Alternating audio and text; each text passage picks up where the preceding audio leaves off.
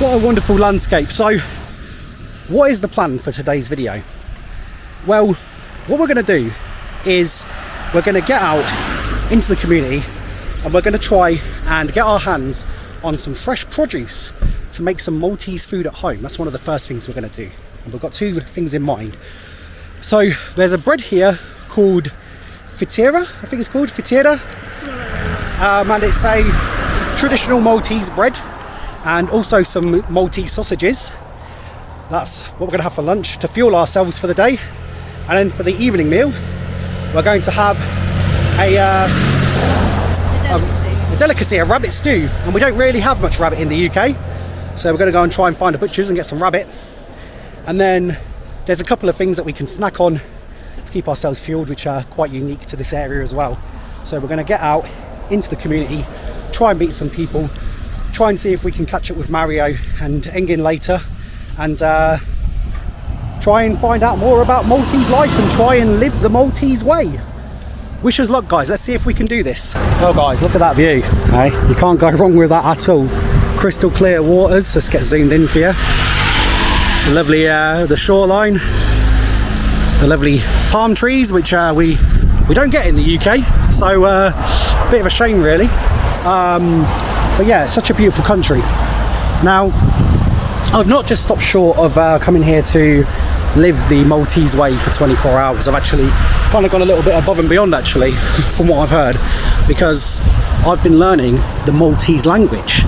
Now, it's come to my attention that like 0.00003%, I was like stupid, not probably not that least, but not many people. Yeah, we were told it was like 0.03% of Maltese speak Maltese. And so I learnt Maltese, and not many people really speak it.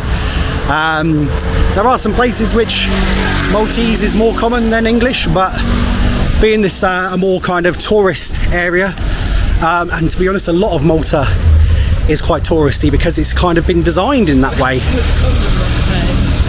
We've gone the wrong way, but wow, look at that. What a view, guys.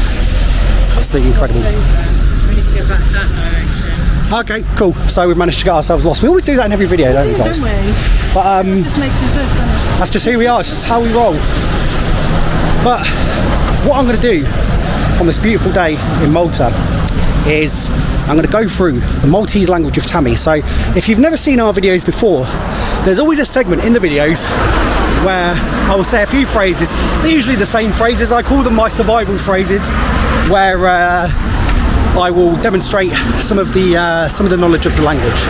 But let's find somewhere a little bit more quiet to do that. So we found a rather secluded spot to talk about the language of Malta, and so I spent about 2 days learning Maltese. Was it 2 days, Tam? Yeah, about that.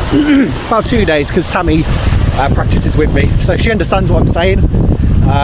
She doesn't speak it herself, but she can understand what I'm saying. And I spent a couple of days learning it, and the reason why it was quite easy for me to learn is because I already know some Arabic from the trip to Morocco. So if you've not seen the Moroccan vlogs, I speak Arabic in those videos, and of course I know a little bit of Italian, just by hearing it, media and stuff like that. But wow, look at that view, guys, beautiful. Let's get right in there. Take them closer and have a look to see how beautiful. Look how nice the water is, eh? Look at that, guys. Pretty good, isn't it? Eh? But yeah, so we were looking for somewhere a bit more quiet and secluded, and what I'm going to do is, we always do a segment in the video where Tammy will ask me what the word is in English, and I'll do the same word in Maltese basically. So Tammy, fire away. Good morning. Good morning in Maltese is bonjour. Good afternoon. Good afternoon is il-wara nofsinhar tajjeb. Good evening. Good evening is il-lejla tajba. Goodbye. Goodbye is ciao. Do you speak English? Do you speak English is, it's getting a bit windy, let's start taking a walk over there. Do you speak English is titkelam binjliz. Titkelam binjliz. So just to mention as well, so with Arabic, for instance, to say the same phrase in Arabic, or standardized Arabic, is hal tatakalam bil-Injiliziyya. Okay, in Maltese is titkalam binjlis. So you can see how there's similarities there. Go on, Sam. Yeah. Yes is Eva. No. No is le. And in Arabic is la. Please. Please is yeki ojbok. No similarities there. That's very different. Thank you. Thank you is grazie. Wow. And if you want to say thank you very much. Thank you very much is grazie hafna. And then I appreciate it. I appreciate it is naprezza. Sir, madam. Sir, madam is signor or signora. No problem.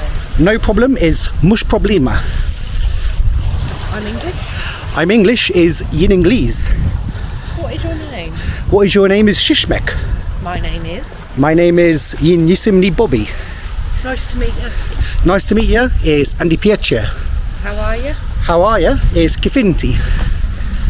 Good, thank you. Good, thank you is Taiba, grazie. And you? And you is uint. U means and int means you, I believe. Yeah, I think so. Can I have? Can I have? So, this is an interesting one. So it's Nista Norda. Yep. Nista Norda. So you could say Nista Norda, we had, we'll do counting in a minute. Nista Norda, we had ricotta pastizzi jaki ojbok. Ricotta pastizzi is a pastry. Very nice apparently. We've not tried it yet. We'll have to get one. But I was saying Nista Nihu. Nista Nihu means can I take this? Can I take? So I was being a little bit rude to people at first. I'm glad someone confirmed it. The lady at the hotel, weren't it? That's right, that yeah. Was like, no, but she was nice. She was nice. Right, excuse me. Excuse me is scusi. I'm sorry. I'm sorry is scusani. Can I pay with card? Can I pay by card? Well, pay with card is Nista in hospital karta. How much? How much is Kemgiswa? Have a nice day. Have a nice day is Ilionat Etaiba. My Maltese is not very good. So if I wanted to apologise for my Maltese not being the best, my pronunciation, for instance, I could say Suzani il Malti tie mush tayab hafna, which means sorry, my Maltese isn't very good. Tayab hafna means very good. So mush tayab hafna means not very good. So, this next word that you've already explained is delicious. Delicious is tayab hafna, which means it literally translates to very good, but you can use it in the context of tayab hafna, very good, very good. I love Malta. I love Malta is inhob lil Malta. Of course. Of course is, and you'll hear this a lot. This is that you can use this for a lot of different things. So it's mella, and mella is like. So do you know when we start a sentence we say so? The other day I went to the beach. So you know the part where you say so or well. So the way you'd start that is kind of the same here. Mella. Right now, 1 to 10. And of course you can say it's like of course. If you know, do you like Malta? Mella, of course. 1 to 10. So this is where things get quite interesting. So the Maltese counting system is pretty much almost identical to the Arabic counting system, the standard Arabic. So you've got Wihed, Tnain, Talata, Erba, Hamsa, Sitta, Sebba, Temenia, Dissa, Ashara, and also you've got Hadash, which is 11. So that's Maltese for you guys. Maltese with a beautiful view. So as part of learning the Maltese language, we've been trying to learn about the Maltese spelling, the writing system, and we found an example we can show you. So this here you can see says ma yistauks. Yistauks means can't, to not be able to do something. Yistauks. So the GH is silent. So but it kind of elongates the word before it, so it becomes, and then J's are pronounced with a y. So yistauks. And then the X is a ush. Yistauks. Uksh. Yistauks. So the U in our sounds is a like obviously like phonics, so anyone who's got kids will know that sound. Yeah. Like book, so and zoo and stuff like that. And then the X is a sh sound. But that's a sh sound, because we were speaking to some of the locals and they were explaining how the language works and how the writing system works. And that H there is very unique to this place. There's not many places that have that H. Or I don't think there is any other places, but look at that view, guys. Absolutely incredible. If we get out there and have a look at the water, look. Absolutely beautiful, crystal clear, and you've got a lovely beach here and a lovely shoreline. And the Maltese culture and language is so unique and impressive and beautiful, and yet it's not really, not many people know about it. So it's become my mission not only to live like a Maltese guy or a Maltese person or whatever for a day, but it's also become a mission of mine to show the Maltese culture so more people understand it, because it really is unique and very interesting. Well, before we do anything, got to buy the Wi-Fi magnet, and there you go, she's chosen one already. So a little thing she likes to do. Get a drink as well. Get a drink as well, we're parched. So let's go and find a drink, and these are rather narrow aisles in this shop, but we can have a little look at the prices of things in Malta. So you can see here this cocktail mix is €230. These saltlets are €199. But we're more interested in the traditional stuff. I find that the stuff that's imported is a lot more money. Here we go, this is interesting. So these giardiniera, I think they're pronounced, they're like marinated vegetables, I believe. And yeah, they're quite nice to have, from what I understand. We've got a lot of things that are imported, so obviously import costs rise the prices of things. You've got spices here. Olives are very popular as well. Kinnie. Get some Kinnie, Tam. This is traditional and a bitter orange and aromatic herb flavoured drink. Let's see if we can get a smaller one than that, just in case we don't. There we go. Kinnie Zero. Perfect, Tam. Because we've got to keep healthy on this trip. Try and keep as healthy as we can. We've got various juices. So, what's that? Plum juice? That's nice, isn't it? So again, you'll see lots of imported items. That's not too bad actually. It's quite cheap. But because of the imported items, the prices on the island are getting a bit more expensive, from what I understand, because a lot of items are imported in to satisfy the local demand for the stuff that they have at home, which is just crazy. Hello, how are you? Hi, okay. I'm very good. Are you from Malta? Yes. You're the first person I've met from Malta in this area, can you believe? Seriously? There are so many people. I've been trying to learn Maltese, and every time I speak Maltese with someone, they don't understand me. My God. Yeah. In Malta. In Malta, in English. English. Yes. And di piace. Yeah. Yeah, I love Malta. It's a beautiful country. It really is. Yes. We're enjoying it. First time or? First time, yeah. I spent 2 days learning Maltese. Okay. Because I know a little bit of Arabic and some Italian. Yes, it was easy. similar. Yes. Because there were similarities, Yes. of course. But maybe to write it's a bit different. well, we found out earlier that if you have a G and a H with the line, it's silent. You don't pronounce it. It's Ein. We call it Ein. Ein. Yes. And then we have another one, which is IE. For us, it's EA, which is silent also. Also silent. Yes, also silent. So this place here, how would you? Is it Mellieha? Mellieha. So Mellieha. the IE, it's EA. You have it in Mellieha. Yeah. That's a silent word also. Really? Yes. What I'm surprised about is how many people live in Malta but don't speak Maltese. Like, that actually really breaks my heart, because like we met a guy the other day. He lived here for 10 years and he doesn't even know one word. Listen, my son, he's Maltese, like the other two sons, because I have 3 sons. All of them Maltese, and us also. Me and their father, we are Maltese. At home we speak Maltese.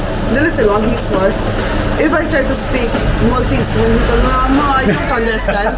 You don't even know a word in Maltese. No. Not a single word? The thing is, no, not a single word. So he tells me, "Mama, I don't understand." And we speak to him in Maltese. Yeah. The thing is, at school, in the preschool, all teachers are foreigners. No way, real? Yes. So even the classes are in English? And they even learn, the teachers, they teach Maltese in English. In English? The Maltese language, they teach it in English. That is crazy. It's crazy. It is crazy. This is sad because it's a beautiful language. It's like it is a beautiful Latin, language. Italian, Yes, Sicilian, Arabic, and yet I've met so many people. Like I've learned so many phrases. So like for instance, il guarda nostri night. Yes, good afternoon. Bonjour. Bonjour. Yes. So it's weird. Some people say bonsoir, but other people say Yes, buns was not as like common. good night. No, the elderly Maltese, they used to say bonsoir. But instead I think Instead of it's good night. Ilela Itaiba. That's it. Yes, So yes. I'm only here for like 1 week and I've learned like Yeah, and that's amazing. 20 different phrases, but and I my keep God. speaking with people and they're like, sorry? And I'm like, Maltese. Maltese. And they're like, no Maltese. But I'm going to just keep practicing with people. Yes, Thank you. Finally get to speak Maltese with someone. Yes. I've been waiting. 1369. Thank you. Even in this company, only Maltese. Really? I met All Serbians or Nepal or Indians. and no Maltese. No, I'm the only one. You're the only one who speaks Maltese. Well, finally. Yes. Have you met anyone, any foreigners who speak Maltese? So and so not that much. Not many. But the ones, for example, who have been here 10 or 15 years, they speak. But not someone who's come in here for 1 week. No, exactly. Everyone said to me, why are you learning Maltese? You won't even use it. I was like, I promise you I will. You will. Thank you. Ionate taiba. Ciao. Thank you. Grazie, Hafna. Oh, what a lovely lady. So, yeah, that's finally my first interaction in Maltese, guys. It bloody took long enough. I've been looking for someone to speak to for a while. Anyway, we've got this, what is it, Kinnie? Yeah. We've got this Kinnie drink, which I believe is like a bit of orange, so we'll get parked over here and we'll try a bit of it, see what it's like. So I'm going to let Tammy start because one of my favourite games to play on this channel, if you've never seen, one of my favourite games to play is to get Tammy to try something new for the first time because her reactions are bloody hilarious. If she doesn't like something, she will let you guys know. I'm going to keep my glasses off so you can see my true reaction. But anyway, Kinnie. No, there's no hiding. There's no hiding from Tammy, she will tell you. No, it's not a good start, guys. I always like to see how many funny faces I can get on camera.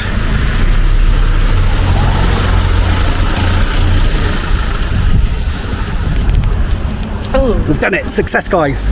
We got a face. Okay, I'm gonna get right in here, guys. it's the aftertaste. Take a big gulp. Woo! And that is bitter. You know what? I quite like that. It's really strange. It's like really sweet to begin with, It's and the out of nowhere, it's like aftertaste. bang. Here's a bit of bitterness for you. And that's what, yeah. Kind of like grapefruit, I guess. Is there any grapefruit in this? There's aromatic herbs and oranges. It doesn't say what herbs there are though. But Kinnie, guys. So this is traditional Maltese drink. And all, All right, people. So after what was quite a very long walk, we're in the heart of the city. We're actually staying in that place there tomorrow, the Solana Hotel and Spa. It's our anniversary tomorrow, our wedding anniversary. So we're going to have a no vlogging day. We're going to celebrate, but this is what the centre of the city looks like. And we're going to go and get some supplies for the food we're cooking. Scusami. And see if they have everything we need. So Tom's got a shopping list for us of the things we need to buy. So we'll go to this supermarket here because I met the guy yesterday who runs it. He's a really cool guy. And he's got loads of great products at good prices. Right guys, so the supermarket was out of the equation. Like literally, it was jam-packed, and I didn't really have everything we needed. But I'll tell you what, funny story. See where that bus is? We got stuck there the other day in our on our transport down here because another bus had crashed into it. One thing I've really noticed is how narrow the streets in Malta are. It's almost impossible to drive. Our driver actually, didn't he? Yeah, he was a nutcase. He was going down like hills that were so narrow, or lanes that were so narrow, it didn't seem physically possible that he would get through. And somehow we did. Wow, look at that. So it's a beautiful little village, this place is, and you can see the beautiful rustic architecture around you. And they do Pastizzi. Wow, very nice. Hello my friend, can I get one ricotta Pastizzi please? Can we pay by card? Card? No card. Okay, we'll be back in a minute with money. 1 minute. And then come back. Okay, thank you brother, thank you. Cheers. Right, let's go and get some cash out because we don't want to let that guy down. But we've got a ricotta Pastizzi, so ATM. Let's go and find one. They're going to need money for the laundrette, so it works well. If you guys are curious as well, These are the rent prices. So in Mellieha, you can get 850 euros a month. Mellieha, 850 euros a month for a 2-bedroom apartment with a balcony. Not too bad, less than what we're paying in the UK, I'll tell you that for free. But yeah, look at this, guys, really nice. So we'll go and hunt down well, let's try this Pastizzi, because this is our first try of a ricotta Pastizzi. And yet again, I can't speak Maltese because everyone I speak to is like an expat, and I can't guarantee they can speak Maltese. So yeah, but let's try it. So I'll let Tammy go first, because look, we like seeing Tammy's face in, don't we? It's either a good or a bad thing. And yeah, quite a place to stop and eat, but our first ever try. So this is a traditional snack here in Malta, and it's called a Pastizzi. It's like a flaky pastry, and inside it is ricotta, which is like a type of cheese. I love ricotta. Yeah. Everybody loves ricotta. Look at that. Beautiful. First ricotta Pastizzi. Now she's off. We should probably buy a peas one, actually, because you can get a peas Pastizzi as well. Apparently they're quite popular here as well. Right, let's give it a go then. And try to prise it away from my hand. Should I want me to have it? That is amazing. All right, Malta, you win.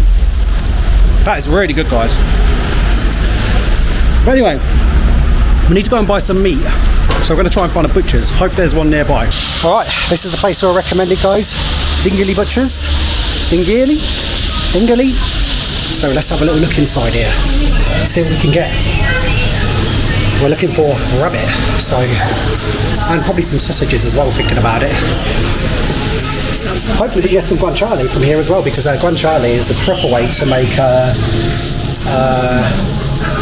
what's it called? Carbonara, isn't it? Because most people make it with pancetta, but guanciale I've heard is the real way to go. Il Walano Senare Taiba, how are you? Good. I'm just wondering, do you have rabbit meat? Rabbit meat. Rabbit, I can cut it in. Oh, that would be perfect if you could cut it. Yeah, we don't need a whole one. We're trying. But you have to take it home. Yeah. Okay, that's fine. Yeah, no problem. How much is that? Like this. Okay. Kemiswa. Yeah, I'm still practicing. I've been practicing Maltese for 2 days now, and grazie, naprezza. So the dish with rabbit, what's it called? It's Fenek. Stuffat Fenek. Is it good? Yes. We're going to try and make it later at home. We're trying to experience traditional Maltese food, and it's very expensive to buy it in the restaurant, so we thought we'll cook it ourselves. Very good. Look at that, prepping the meat there, guys. Right, got the money back to go and pay our friend at the champ Pastizzi. What a lovely bloke. So we're going to pay him back now. We'll see if we can get a P1.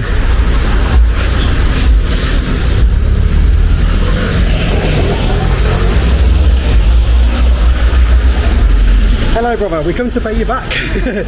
Alright, so daylight's fading fast, guys, but wow, look at that. Let's get in there and have a closer look. That's a bit of a right, isn't it? But yeah, so we're just heading down now to there's a mini mart near where we're staying, and it's quite well stocked. A lot of the mini marts around here, it's kind of like one of two things. They're either really well stocked or terribly stocked. There's kind of no in between, really. We tend to find that you'll go to a mini mart and have absolutely everything you need, and then some of it will literally just have like alcohol and that's really about it. Or CBD oils and vapes. They're not really the stuff you need for your day-to-day supply. So yeah, we decided we're gonna head back now down the village to the area we're staying in over there. But look at these beautiful like mountains and stuff like that. Well, not mountains, but cliffs and houses into the distance. Absolutely beautiful. I really do like Malta. But one thing it's odd. There is, and bear with me people, because this is going to be a very strange statement, but there is a lack of Maltese people here, at least here where we're staying in Malta. I have met probably 50 different expats, just walking up and down the streets, chatting to people.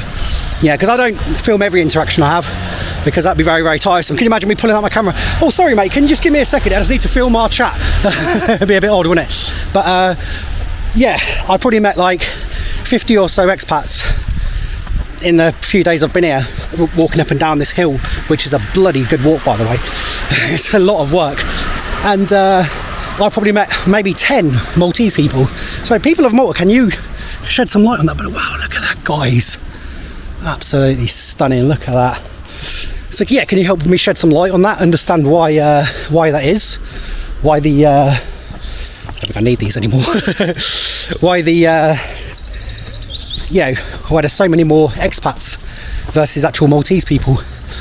And the issue is that the expats don't speak Maltese. So I've learnt Maltese, as you've obviously heard, gone to our effort to learn the language, and I appreciate that. English is the second language here, according to Wikipedia at least. But yeah, it's Maltese is still the first, and I like to learn the language everywhere I go. That's what this channel's about, learning the languages and getting involved in culture. And it's been really difficult to do that here. It's been a genuine challenge. Like when these challenges that we do to try and live like a local for a day, speak with people, buy the products, it's usually really easy, but this time it's been really tough, really tricky. I'm gonna say tough and tricky at the same time. Then tried to create a new word, but it has been really tough, tricky. Yeah, turricky. Yeah, it's been tough because Maltese culture is it's hard to find in Malta. Odd. So can you imagine me trying to find it back at home in the UK?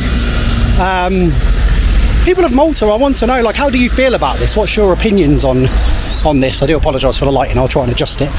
What do you feel about the change, how things are in Malta, like how many tourists are here and stuff, and how people make an effort to learn the language? What's your opinion on that? You know, are you used to it, or does it upset you? Right, on the way now, guys, and yeah, look at that down there. Look, right, that is mental. What a lovely thing to see. But that hill, we've been walking up and down this all day, and it don't look like much probably on this camera due to the way that the lens is, but I promise you this, it is so steep. And it just, I mean, if anybody's been to, how do you pronounce it, Sam? Mellieha? Mellieha. We'll go Mellieha for now. I can't remember how the pronunciation is. But if you've been here, you guys might know just how steep that is. And it goes all the way up there and some more as well. And then when you finally get into the town, it just continues getting steeper. And I've realised how steep Malta actually is. It's going to be a good workout. So the Pastizzi we had was our lunch. So we were hoping to make a traditional, it's called Ftira, I think that's how you pronounce it, or Ftira, maybe Ftira, which is like a traditional bread. And we got some as well. We actually got hold of some. And we hear really good things about it. So you have to keep your eyes on the future vlogs, guys, because we might sample some of that in one of our vlogs. Right, in the supermarket, guys, and this is a better example of like something that's well stocked. So for instance here, this couscous, how can I say it? Couscous is like, it's like a larger version of couscous, and you make soup with it. And I think the soup is called couscous. That's a tough one, but we're here for a few things. So we're here for some dips, and I think that's one of them there. Yeah, I've got it. You got some, say, bigilla. Yeah. We'll try some of that. It's like a tuna based spread. And then the other one is, let's just have a little look for it. And then the other one is a aioli dip. And then we've also, obviously, this is where I've got the cheese from yesterday, guys. Well, we got cheese from here. So we've got some cheese from here. So we'll show you this cheese actually, and you can get a better look at it. Alright, so it's the previous evening, guys, and we're trying our first bit of Ġbejna cheese. I think that's how you pronounce it. Let's have a look and see how it's spelled. That's it, so it's a cheeselet. I'm not entirely sure what's meant by a cheeselet, but there you go, typical Maltese cheeselet, as you can see there. And this one is in the traditional style, so let's see what a typical Maltese cheese is like. I'm going to get Tammy to cut it for me. Oh, wow. Tough as nails. Right, here we go. So, Let me cut it in half. okay. Oh yeah, we can try one each, can't we? Yeah. I'll let you go first because I've got the camera on you. The smell test is quite important. The multiple smell test. I really don't like this one of it.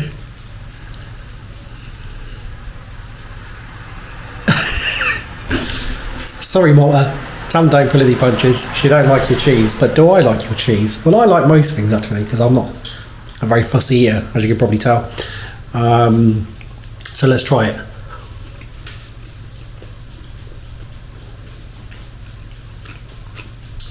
I wouldn't say I don't like it.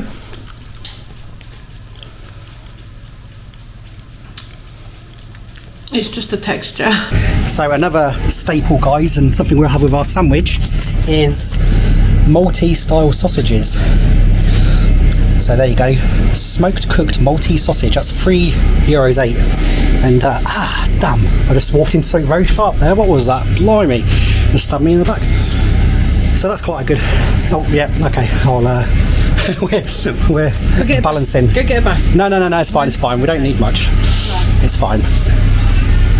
What else do we need? So this is conserva, which is like a tomato puree. In fact, we'll grab some of that because we will need that for tonight's dinner. Salt and pepper.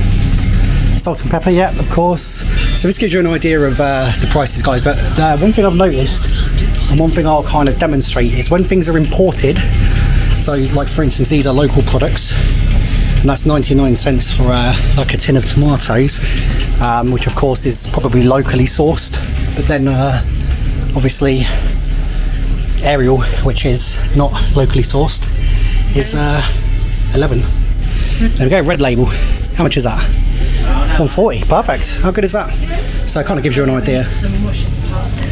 Yep, and we'll get some washing powder. There you go, guys. Look at that. Look, that little washing powder. Look, €9. So if you're going to buy things from local brands like this.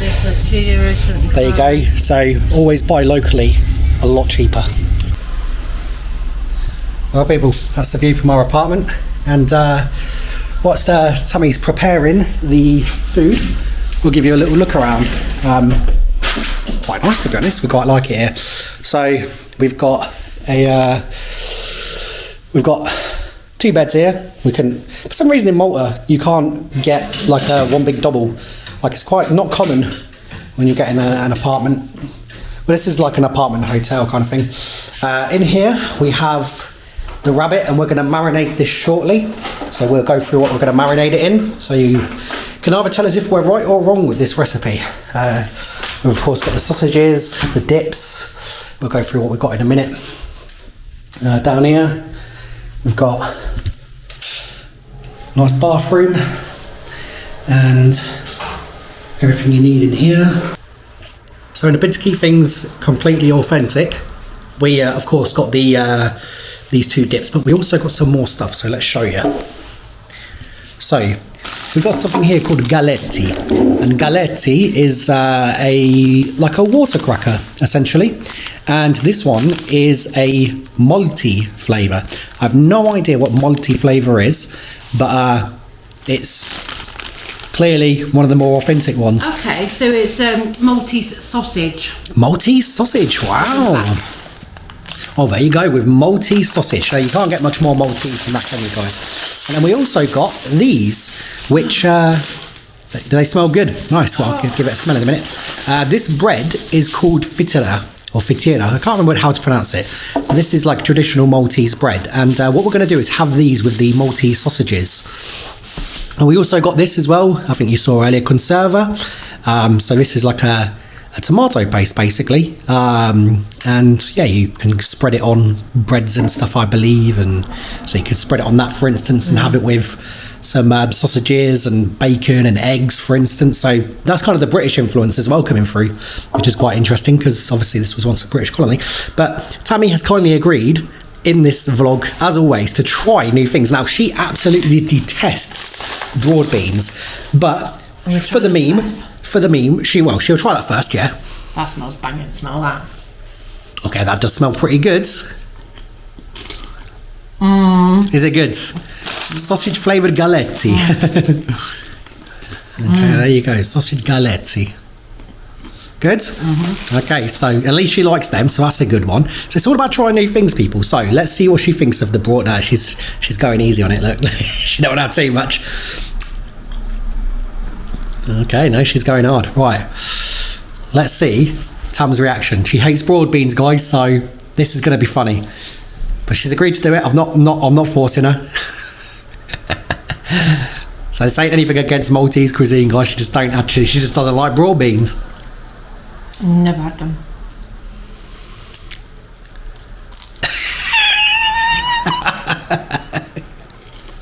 Not for you, Tam. Okay, but we have got this. Bitty. We've got aioli dip, which is like,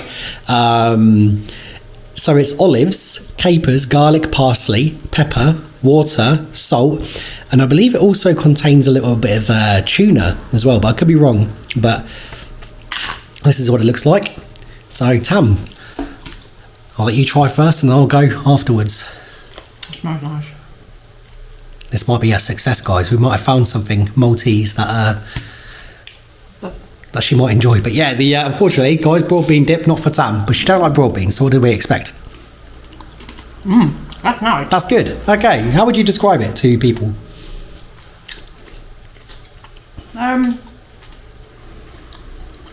Smooth.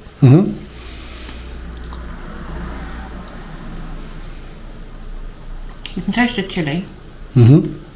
But it's not too much. Okay. It's good. All right, cool. And there's one more thing as well worth mentioning is that we actually, I didn't realise this, we got a rabbit seasoning as well. So we just spread it on there. You just quickly grab it, Tam. It's got a little bit of a kick. It's got a bit of a chili kick, but obviously the Arabic influence, they're not afraid of using spice in Malta, which obviously in England we've got a bad reputation for not really liking to use spices, but this is what we got. So this is the rabbit seasoning, pretty cool. Right, guys, so Tam's been working hard on that. She's currently browning off the rabbit there, and as you can see, it smells really good, doesn't it, Tam?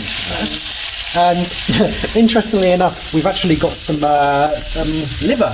Is that liver? Yeah, and then there's this bit here as well, which I think I can't touch it because it's obviously warm. I don't know. Okay, cool. But we've been marinating that in like the wine for probably at least 2 or 3 hours now. Yeah, it looks like there's some sort of offals here as well. Look. So I'm gonna to repay the favour to Tammy, I'm gonna try liver and I'm gonna try whatever that is because I hate offal. I really do. Offal is awful, but Tammy has tried something for me, so we're going to cook that up and I'm going to try it for her and see what my reaction is. You know, a bit of payback for Tammy. But we've also prepared, oh, you're right there. We've also prepared some carrots and some onions and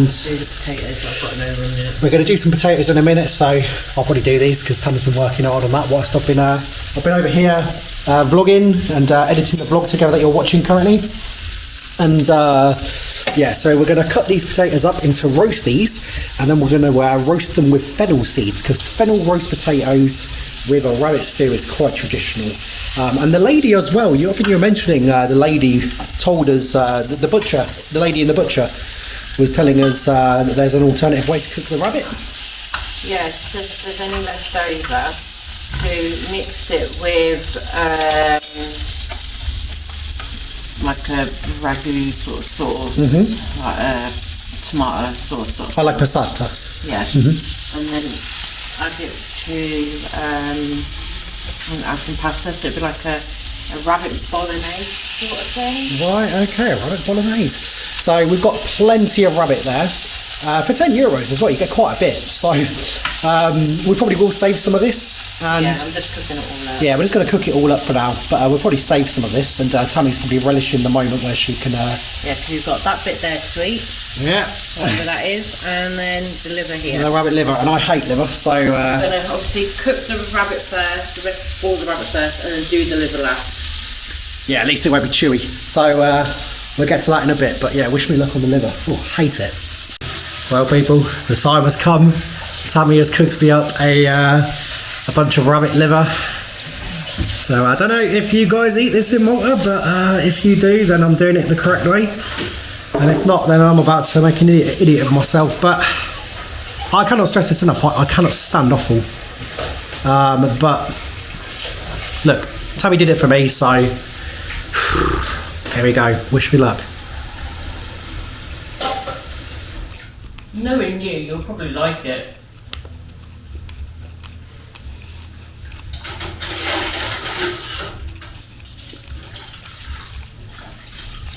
Is it chewy? I'm sorry guys, I can't. It's really dry as well, look at that. I think if it had been cooked a little bit less, it would have been a little bit more palatable. Let's give it another go. And there's something else in there as well. Is that a lung? Looks like a lung to me. What is that? Is that lung? No, that's all that is liver. More liver. There was another organ that you wanted me to try. Yeah, put it all in there together. I don't even know what I'm trying. No, whatever it is awful. That's liver.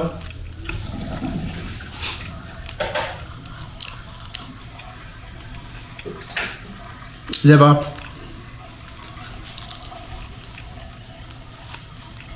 Liver. It's not bad. I'll tell you what. Let's let's get a bit of this rabbit seasoning on the liver.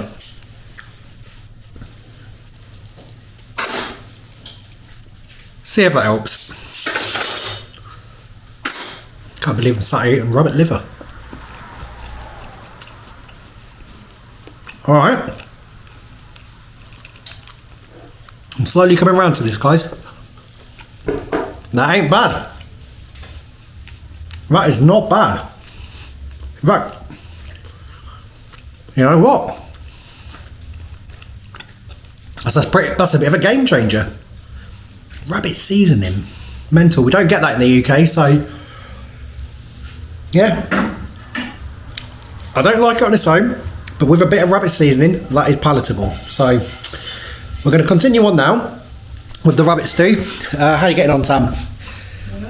What's where we got to so far? Well, look at this. We've got the rabbit cooked. That looks beautiful. We've got some the roast potatoes on par cooking. What we got in here, Tam? That's the stew on simmer. Oh, can I have a little look in there? What we got? Talk us through it, love. So there's Oh, put your hand back. Yeah. Yeah, that's hot. That's, yeah.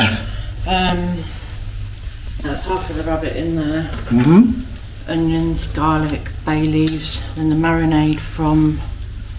Oh, okay, you used the marinade in there. Okay, cool. Yeah, you only use a little bit of it. Oh, okay. And then you top it up with 2 wine glasses of water. Mhm. Bring it all to a boil and then simmer for half an hour. Mhm. And then once that's done, once it's simmered, you put them in and then leave it for an hour. And then it'll be done when the rabbit falls off the bone. Oh, rabbit falling off the bone. Well, it sounds good. So hopefully, guys, that's the traditional way to make rabbit. But I'm going to go and finish the rest of his liver off because surprisingly enough, I actually like it now with that seasoning on. So you just witnessed something new, guys. I've actually willingly and enjoyed offal. So well done, Tam. She must have done a good job. All right, so it's here. The big moment's come. After hours of slaving, bless Tam, and did a bit of help as well. I did some of the roast potatoes. We have our traditional Maltese dish. Let's have a look. So this is our rabbit stew, guys. It's a hearty, thick stew with carrots and potatoes, and here you can see we've got roast potatoes that have been roasted in fennel seeds. So Tam, what do you think, my love? Is it good? The juice is lovely. Have you tried the rabbit yet? Oh, okay, the suspense is killing me.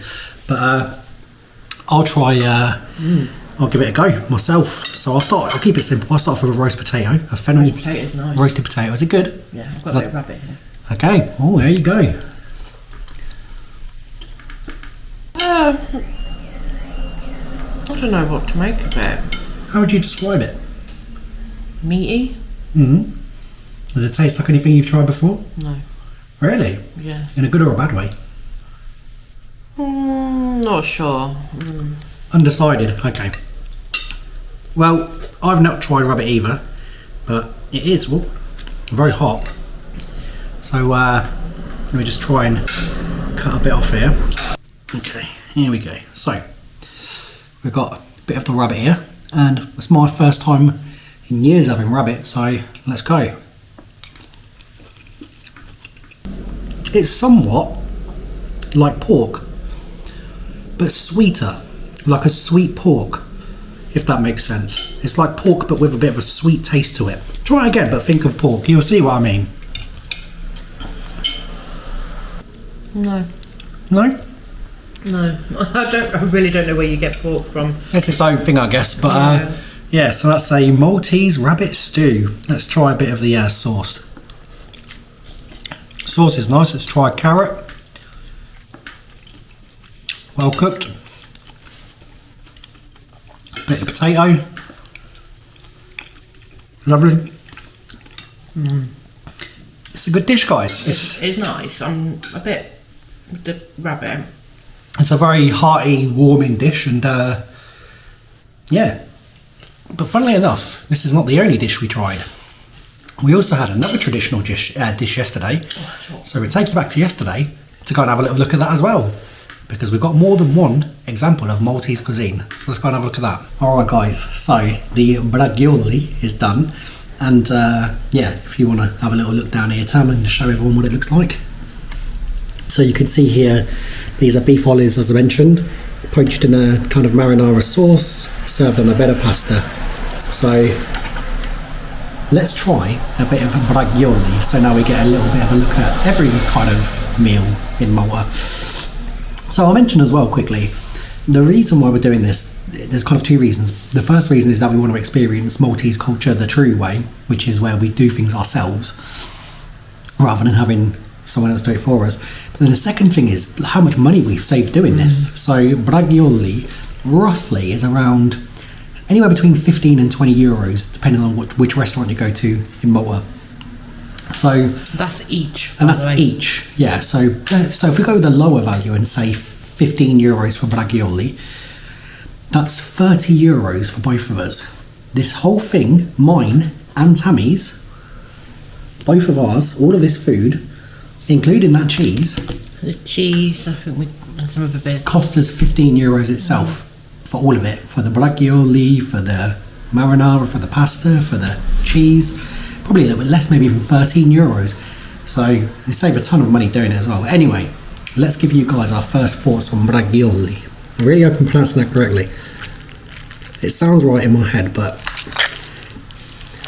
who knows? Right. So I'll try it on its own.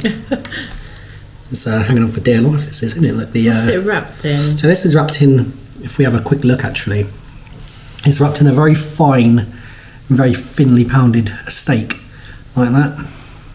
Oh. And then inside it is like beef and,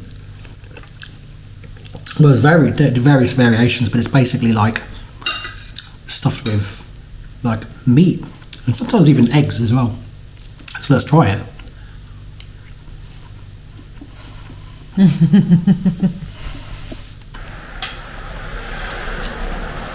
Right, there you go guys. So that took me a while to chew there, so I didn't want you sitting through the whole thing with me chewing it. Just like, because a lot of YouTubers, they just kind of keep rolling whilst they're chewing, like, yeah. And I just think you don't need to do that.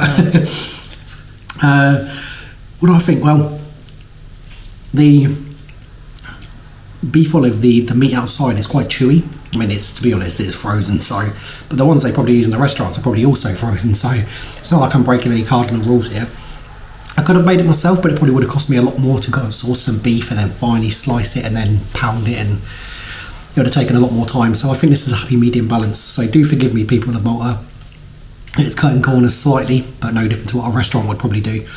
But the outer layer, the outer skin, is quite chewy, so you have to really work through it. But when you get to the centre, the beef and the whatever this is, I'm assuming it's pork, pairs really well. It's got this kind of like hit of like meat. But what I'll also do is I'll try some of this. What pasta is this? Do you remember, Tam? Begins with a V. Vermicelli? It's not vermicelli, this is way too thick to be vermicelli. I think it's fettuccine. I think. I'm not sure. I'll have a look in a minute. Yeah, so this is the spaghetti we used. So it is fettuccine. I'll hand you back to Bob. Alright guys, so yeah, fettuccine. And now I will try the fettuccine with the marinara. Interestingly enough, I think it's actually a bolognese pasta sauce that we got, so even better. It's actually pretty damn good, that is. I tell you what, I don't know if this is breaking any major rules in Malta, guys, but what I'm going to do is I'm going to sample a little bit of the cheese with the marinara as well. Now I know traditionally you're supposed to have this with like crackers and stuff, which we will have, and we'll probably show you that shortly. But cheese and marinara sauce. It's not unheard of to do this at home, but we have cheddar. Which will melt. Which melts. This is not a melty cheese, but anyway, let's see how well it goes. That was quite an amazing combination, actually. I kid you not. Even if it's not allowed, even if it's not the way that you do things in Malta, give it a go. That is so good. Get a bit of that Ġbejna cheese on your marinara. That is another level. So that's the dish completed, guys. We're rather impressed by Maltese style rabbit stew. One of my first questions, I guess, if we have any Maltese viewers currently, is why is rabbit so popular in your country or in the country? Because rabbit in the UK, for instance, is more of a kind of niche meat. Like, you don't really get it all that much. In fact, mainly the older generation eat rabbit, and eating rabbit outside of, say, countrysides and rural communities, I guess, because I'm not sure, but I'm assuming in the countryside in the UK people eat rabbit. But certainly the older generation eat rabbit. But I had rabbit a long time ago, like maybe almost 15 years ago, and I didn't like it at that point, actually. I had it quite different, but I would describe it as being it was very similar to pork. It's the only way I can describe it. It's the closest thing I can think of. It's like pork. It really did taste like pork chops, but sweeter.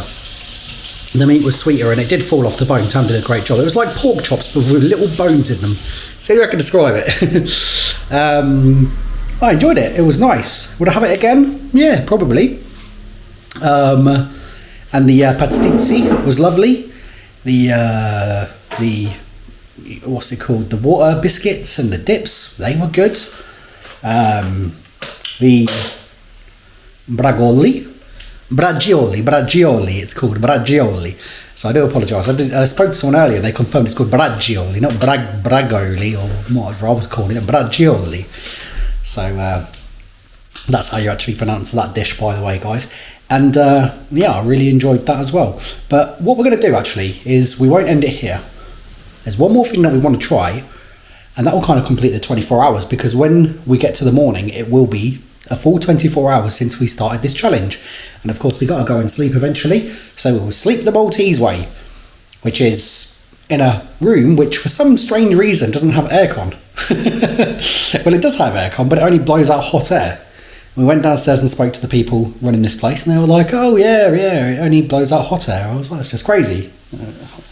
But I guess it's winter in Malta, so we're going to kind of try and complete our challenge full circle and start where we began. Because a lot of people say 24-hour challenge, and they never actually do 24 hours.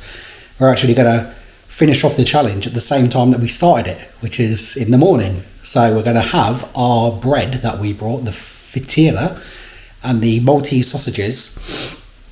And you can have a little look at that, so that'll be for tomorrow at us, but for you in a few seconds. Morning, people. It's the following morning, and we had a good rest the Maltese way. I was getting bit by mosquitoes all night. I had to leave that window open because it was just so hot. But the aircon only blows out hot air, can you believe? Still can't get over that. But whilst we're here, let's go and have a look at this view during the day. It's quite something to behold. I'll give it a flip. Look at that. It's a bit of a right, isn't it? I've got building works currently, which is fun. Yeah, we tend to just sit here of an evening and we'll enjoy a coffee. And just down there actually is the beach as well. It's pretty cool. But we are currently in the process of making a sandwich for breakfast.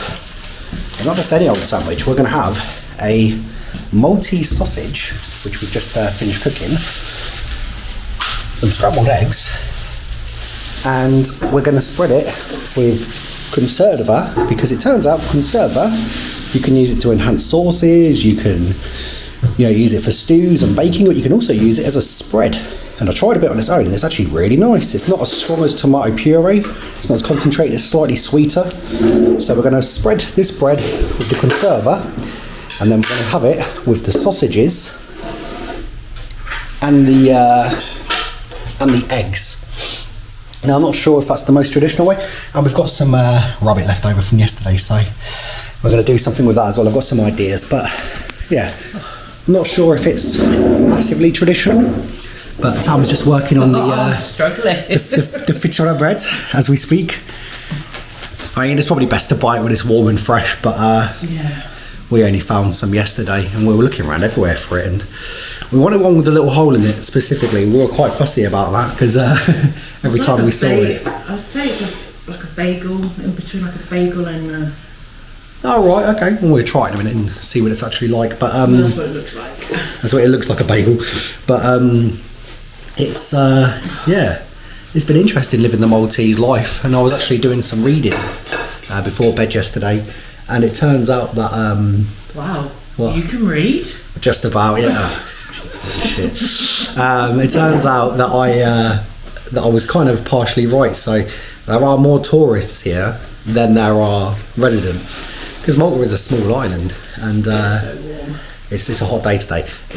Malta is a small island, and it gets like over 1 million visitors a year, and so of course you've got a couple of 100,000 residents or whatever it is. I don't know how many residents live here in the whole island, but the number of tourists kind of outweighs the number of residents, and so obviously that's why this has been a particularly difficult challenge, because look at that, that's nice, isn't it? Oh, you want it on both? Yeah, stick it on both, yeah. It's a good way to replace butter as well, because we're looking to try and be a bit healthier on our travels. We've been sitting here talking, how can we do it healthily? And this is what we've started doing. We started cooking from our apartment so we can have control over the ingredients, we can save a bit of money. So I'd recommend you do it, you know what I mean, if you're cheapskates like us two.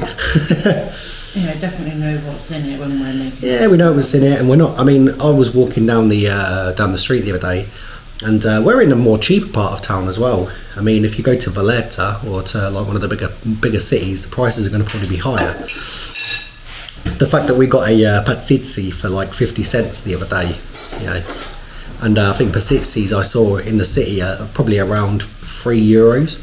So that kind of gives me an idea of the price difference here versus there. But anyway, so we saw the Bragioli over there, and just around the corner in this restaurant, and it was €19, €20. Just for one. Just for the one person, but we probably spent like 15, if that, probably about €12 for both of our meals. That includes the pasta, that includes the bolognese sauce, that includes the bragioli, and it's the same with the rabbit yesterday. The rabbit cost us, a whole rabbit cost us £10 or €10, sorry.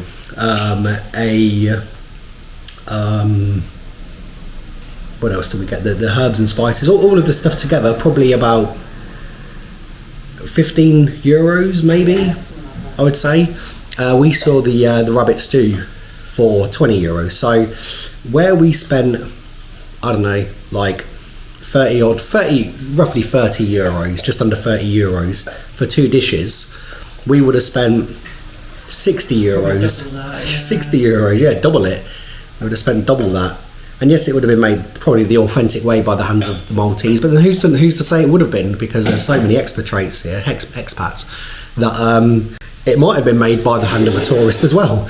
And it might have not been used making locally sourced ingredients as well, you know what I mean? It might have been used making frozen Bragioli, you don't know. So we've saved money, and in the process we've been able to control the amount of oil, the amount of butter, the amount of everything in it. And so kind of have a little bit more of a healthier experience, and paired with the fact that you know, Mellieha. Yes, I think the lady said the iron together makes an A sound. So Mellieha. Yeah. Okay, cool. We'll go with that one. So Mellieha is very, very steep, lots of hills, as I've mentioned. So we're getting a good workout there. But I would recommend it, guys. If you're going to come abroad, like, when we first started running this channel, we were eating out every day. Obviously, that's not good for our waistlines. But we also didn't want to lose out on having the authentic experience. And it seems like you can kind of do both. We just researched what traditional foods are, and we went from there. But what we're also going to do is, sorry, love, when you get a chance, can you just cut that in half? You do yours first. When we get a chance later, we're going to make for lunch, we're going to make a platter. So we're going to have some Maltese sausages, some of that cheese, the Ġbejna, I think it's called Bigilla.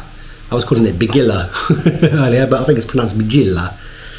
I could be wrong though, but people can correct me in the comments. My Maltese knowledge isn't great. It's quite an interesting nation. I don't know much about it at all. And I'm trying to think, the aioli, I think it's called aioli dip, the galletti biscuits, we'll probably get some sun-dried tomatoes, maybe some olives, some capers, and we'll have like a traditional little Maltese style platter. And they're selling in the city for around about like €25. That platter will cost us about €10, if that, for both of us. So where we would have paid like €25 for a platter for two, we've paid 10. So you see what I mean? It really does pay to do it yourself, and with a bit of know-how and a bit of research, you can do it. Like we've never cooked traditional Maltese food, and you know, never cooked a rabbit stew. Never cooked a rabbit stew, but you know, it might not be the closest thing to the authentic version, but it's something. You know, it's better than spending hundreds of pounds, isn't it? But anyway, so this is the situation we've got. So we've got the bread here, and I'll try and get it open. Sorry. And inside there, Tam's just throwing half the kitchen around, look. And then we've got the conserva in there and some sausage. So it's looking good. And let's try, this is the first time I'm trying Ftira. Never tried it. You can buy it in the shops for quite cheap actually. I think they're only selling it for like €4, but we wanted to make it ourselves, you know, our own touches. So just going to try and find a way to get a bit of the sausage and the egg. You know what? That's pretty good. Let's try the bread on its own. So again, this should be freshly baked, really, and it should have it has, I guess, crusty outside, and then a soft, pillowy kind of inside, which it has.